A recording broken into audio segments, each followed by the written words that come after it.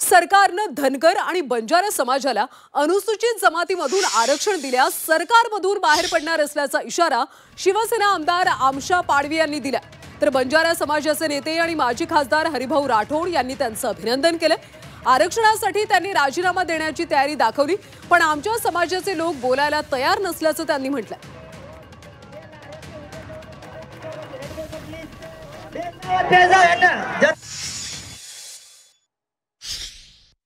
या आदिवासी इथे राहणार आहे। मी आदिवासी मध्ये जन्म घेतलाय, माझा आरक्षण आहे म्हणून मी एक आदिवासी आमदार आहे। म्हणून माझी जर जात दुसरा घेत असेल, दुसरा आरक्षण मागत असेल, तर मी त्या सरकारमध्ये कसं राहणार? म्हणून मी हे जर विषय आला, मी सरकारमधून बी बाहेर पडेल, पण आदिवासी मध्ये ना धनगरला घुसू देणार ना बंजारांना घुसू देणार।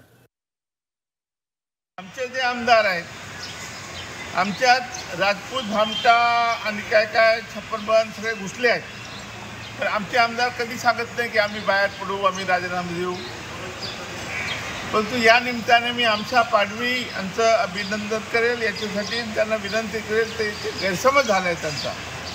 आम्ही शेड्यूल ट्राईब 7% मंजूर मागत नाही, तर शेड्यूल ट्राईबचं उपवर्गीकरण करून आम्हाला वेगळं आरक्षण द्या।